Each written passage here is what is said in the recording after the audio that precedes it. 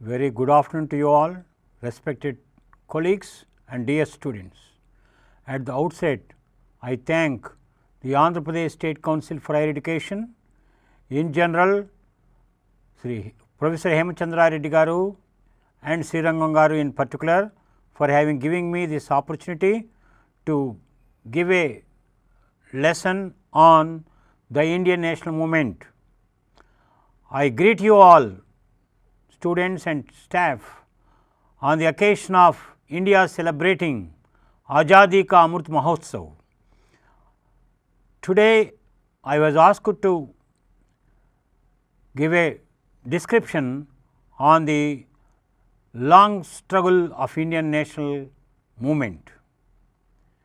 It is said that the Congress has adopted what is called long term dynamics of Indian national movement.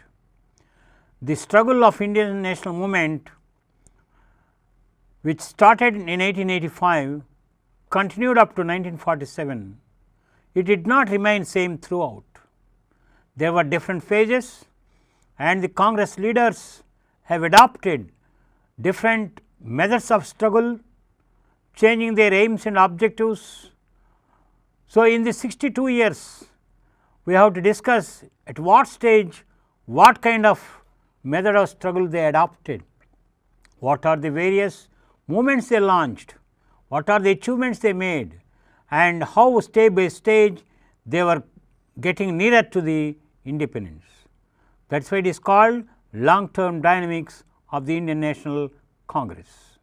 Also, it is said that the Congress was pressurizing the government, British government, and with the pressurizing the government, they are getting some concessions, and they are having a truce for some time, and once again they are further pressurizing. That is why it is called pressure, compromise, pressure tactics.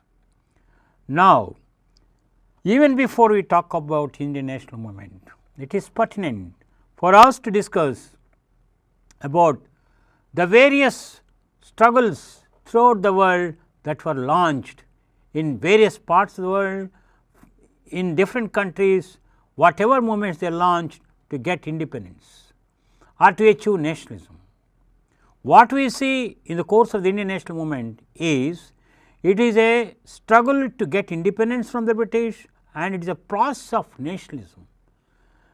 Both the process of nationalism and liberation, it is a nationalist movement and national liberation movement, both were going together. We see the unification process taking place in Italy, Germany during the 19th century. In that process, a particular state, for example, in the case of Italy, under the leadership of Sardinia, the king, they were trying to wage wars and unite with different regions under a single feudal lord. They are all getting into one united Italy. Also, there were ideas of nationalism which are operating under the leadership of Cavour, Garibaldi, Mazzini.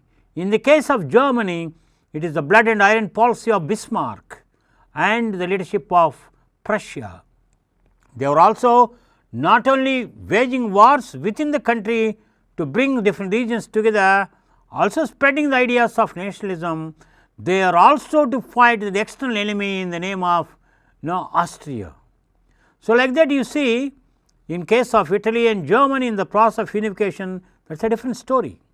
Then in the case of, let us say for example, in the 14th and 15th centuries, there is what is called the movements in England and France, where they achieved nation states, from a transition from the feudal state to a nation state, from feudal state to a nation state. What do you mean by feudal state?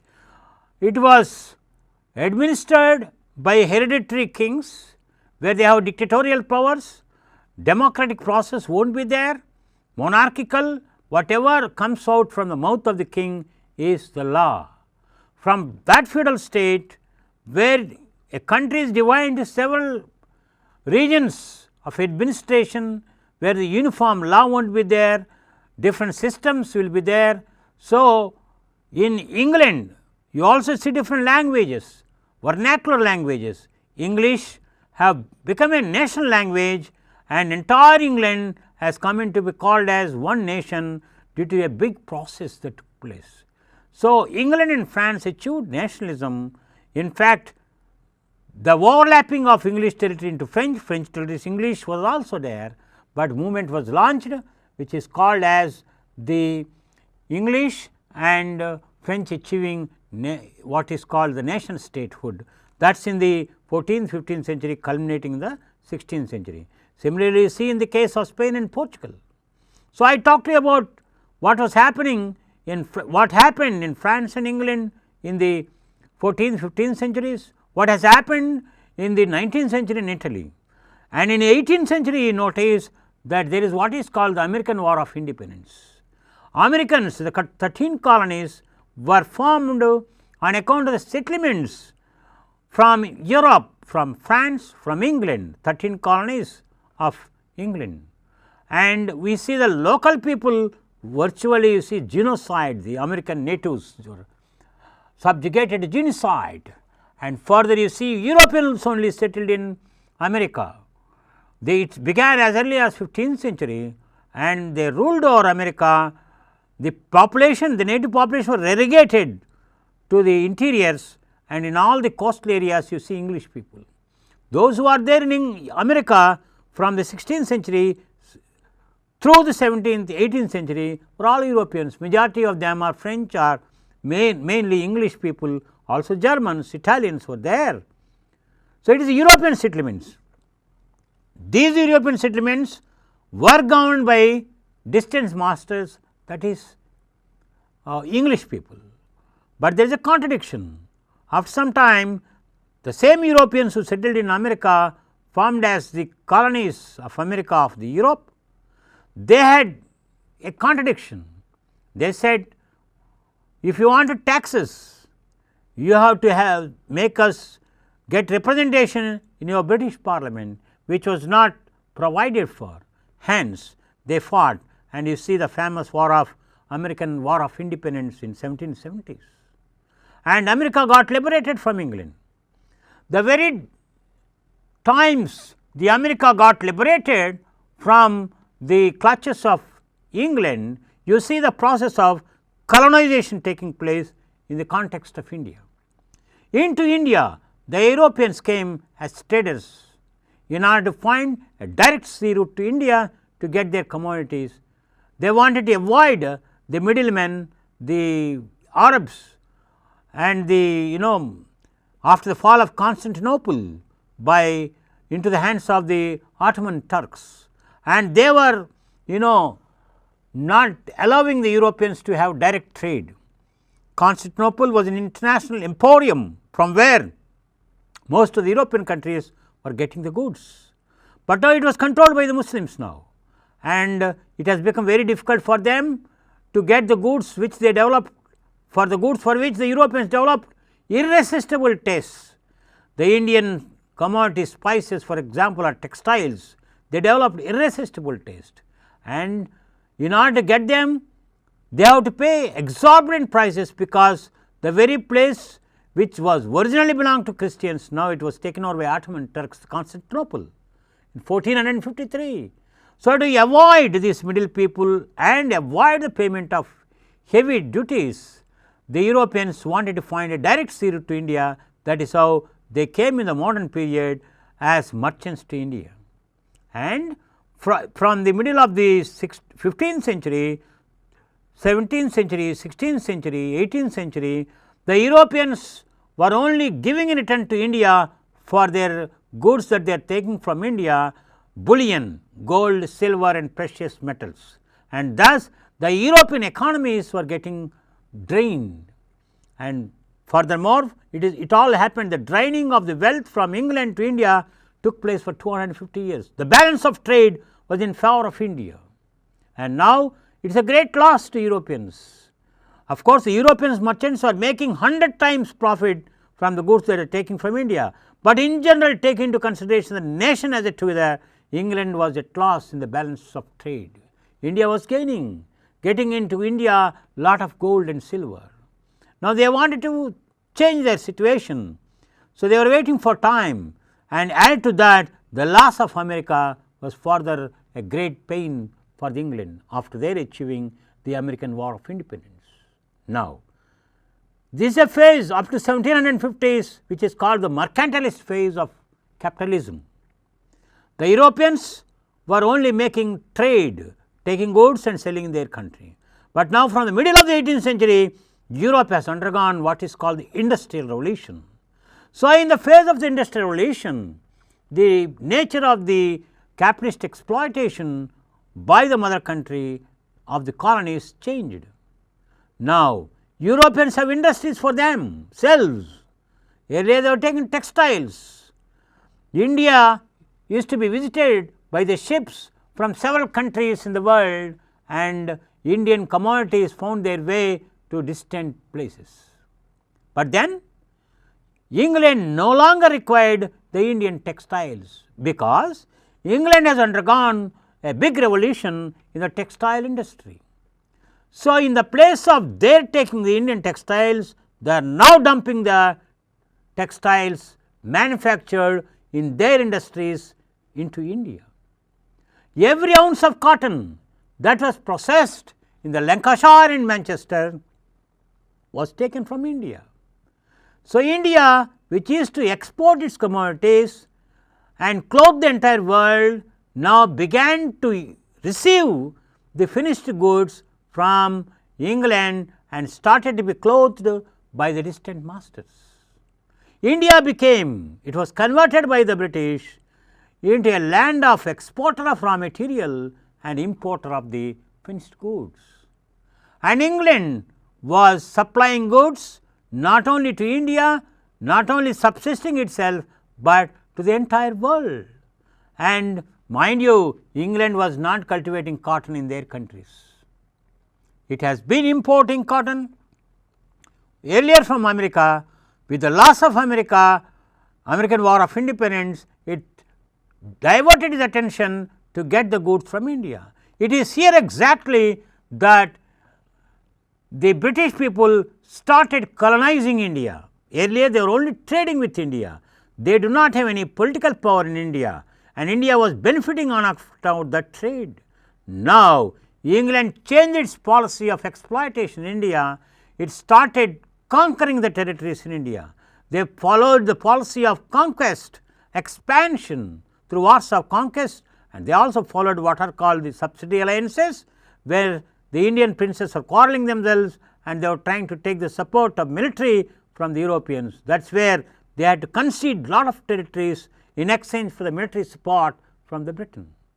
That is how Nizam has signed a subsidy alliance, and Andhra, coastal Andhra has got into its hands. Then there is a triangular fight between Nizam, Mysore and Marathas. In this process, we find Indian kings were quarreling one among themselves and English people were taking sides. By providing support, they were gaining territories and wars of conquest. Then finally, doctrine of lapse. By 1857, you see most of the country have come under the hands of the British. That is how from 1757 they started to colonize. By 1857, majority of India have come under their suzerainty.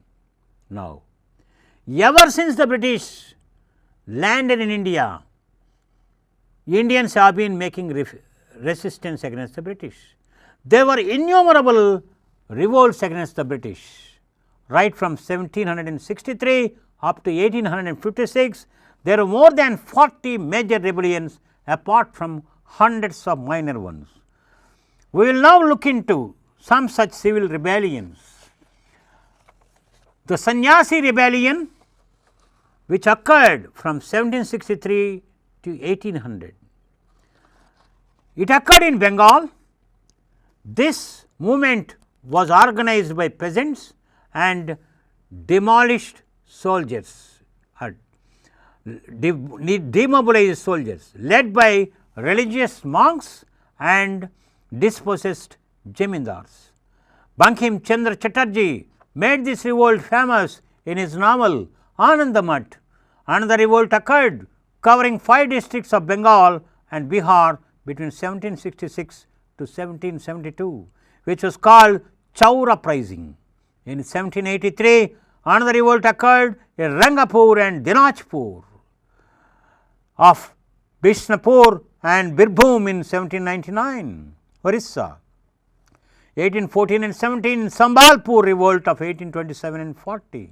In South India, Raja of Vijayanagaram revolted in 1794. The polygars of Tamil Nadu revolted during 1790. Diwan Velu Tambi of Travancore revolted in 1805. Parlakamidi Jamindar revolted in 1813. Jamindar of Visakhapatnam revolted in 1830. The Ganjam district in 1835, the revolt occurred, and in Kurnool in 1830 and 34, 1846, we see revolts under Vijayawada Narasimha Reddy. In Western India, the revolts occurred in Gujarat under Colis in 1824-28, 1839, 1849. In Maharashtra, we see Bill uprising, which occurred in 1818 and continued up to 31. The Rani Kithor revolted, led by Chinnamma, occurred 1824, and Gatkaris revolted in 1844. All the above civil rebellions were massive in their totality, but were wholly local in their spread and were isolated from each other. So, we see that such of the revolts were sporadic, scattered and disunited, and hence the British could easily suppress these revolts. And further, in the year 1800, in Rayalaseema area, in the present day of Andhra Pradesh, the local polygars, numbering about 80, did not accept the authority of the British. They were asked by Thomas Munro, the then principal collector of the region, issued orders to these polygars to lay down their arms and also pay peshkash to the company. Many polygars resisted the demand, and it took 18 months for the Munro to bring them under the control of the company. Even as late as 1846, polygar Vijayawada Narasimha Reddy of Kurnool district revolted against the company. He attacked the treasury at Koyilaguntla and marched towards Khambam. He was chased by a British army, but he managed to escape the Nizam's dominions. But after 6 months, he was captured and hanged publicly in Koyilaguntla. Munro confiscated the estate of the polygars and introduced permanent land settlement in the area. British succeeded in pacifying the rebel areas.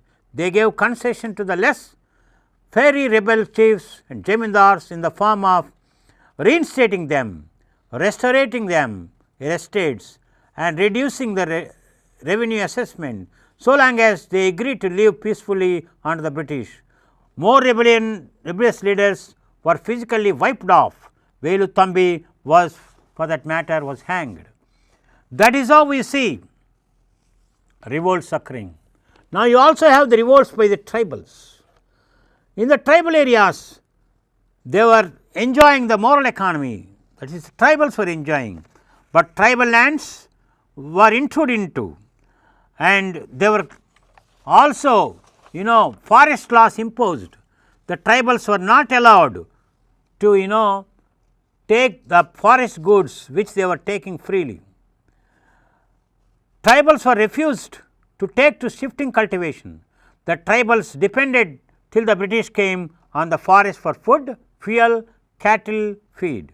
The oppression policy and the policemen's oppressions and exploitation of petty officials caused further distress among the tribals. The tribals were also forced to do begar, that is, perform unpaid labor.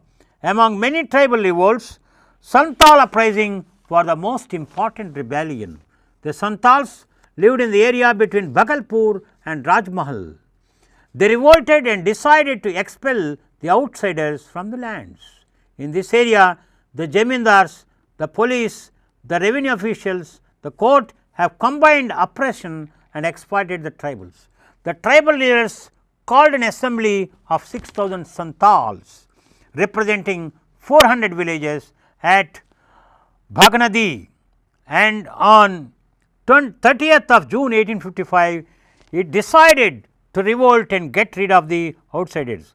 Santals mobilized men and women by organizing huge procession through the villages, accompanied by drummers and other musicians. And now an instant can be said that more than 15,000 Santals were killed in the conflict, and at last 45 Santals took refuge in a mud hut which they held against the Sipais. Volley after volley was fired into them by the British police. Each time the Santals replied with a discharge of arrows. At last, when their fire ceased, when the policemen went to see who were there in the hut, we find that one old person rushed to that police, and with his axe the Santals cut him into pieces. That is how Santals revolted. We see several peasant movements, we see revolts such as Indigo uprising, Deccan riots, Pabna uprising. We see that the people have been taking to arms. In Bombay, we see people suffering on account of the famines. They wanted to get some solution. So, they went and closed down large number of shops, and they arrested some merchants.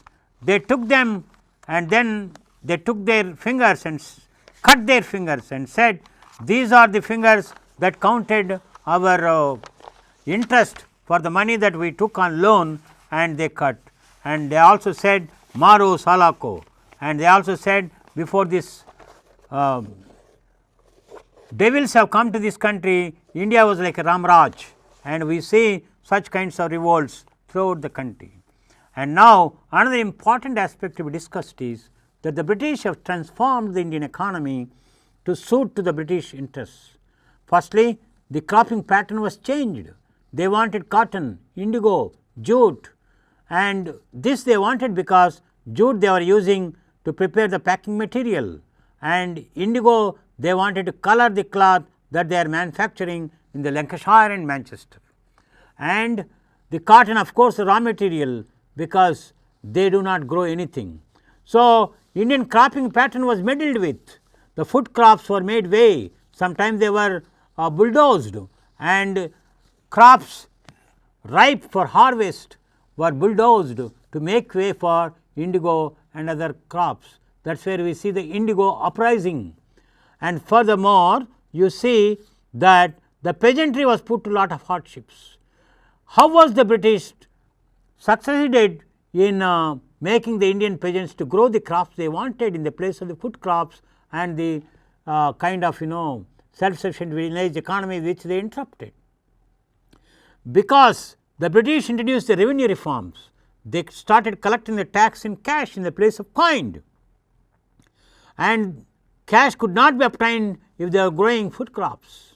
But the British have employed the middlemen, the merchants, money lenders, through whom the peasants were advanced money, and peasants could be advanced money which they needed in order to pay for the tax, in order to meet his own expenditure, and also to meet the high cost of production. And the British made the point that money could be advanced to the money lenders to the peasants on the condition that they grow only the cash crop which there is a market. They said the crops were hypothecated, the crops, commercial crops, industrial crops, only they could be hypothecated at high exorbitant rates of interest, and British through the merchants advanced money, and the peasants were forced to grow the crops for which there is a market, because they said they will advance money only when you give the crop. They wanted the repayment not in cash, but in the form of giving the cash crop or the commercial crop which they wanted. That is how you see a situation where peasants through economic, that is in the name of payment of the tax in cash, that is economic coercion, extra economic coercion, Sometimes they also used, I told you, the crops were bulldozed and made the way. The peasants were forced to a situation where they had to take to commercial crops. That is how we say they destroyed the village economy, they destroyed the cottage industries. Even when the industrial revolution took place in England, they are dumping the goods in India, and the Indian goods which are manufactured, the handlooms by hand, could not stand in competition because they imposed tax on handlooms, and they waived the tax on imported goods from England which are imported from Lancashire and Manchester. So, through the machines, less time, more goods can be manufactured, more cloth can be manufactured, and at cheaper rates, because there is no employment of human hands. Whereas in the case of handlooms, you see you have to employ a large number of people, the cost of production is more, so the cost of the goods will also be more. So, we could not afford to stand in competition against the British imported goods in the Indian markets. Slowly Indian textiles died off, handlooms died off, cottage industry died off, peasants became paupers, bankrupts because of the loans, the cropping pattern changed, there is no food, in the place of food crop, commercial crops are grown. So, you have a large number of problems which resulted in the occurrence of the famines. It is said not a single year passed throughout the British India without a famine occurring in one part of the country or the other. There were innumerable famines. To quote an example of our own region, in the Guntur region, there is what is called Great Guntur Famine, in which it occurred in 1833. Walter Scott, person appointed from Madras Presidency to report on why a famine occurred and why the conditions were so disastrous in Guntur. Walter Scott reported, saying that he has not seen a good and nice perfect tree in greenery, perfect greenery, nor a person or an animal in perfect health. What do you mean? That means neither the trees were getting proper water, nor the people or the animals are getting proper food. There is no crop.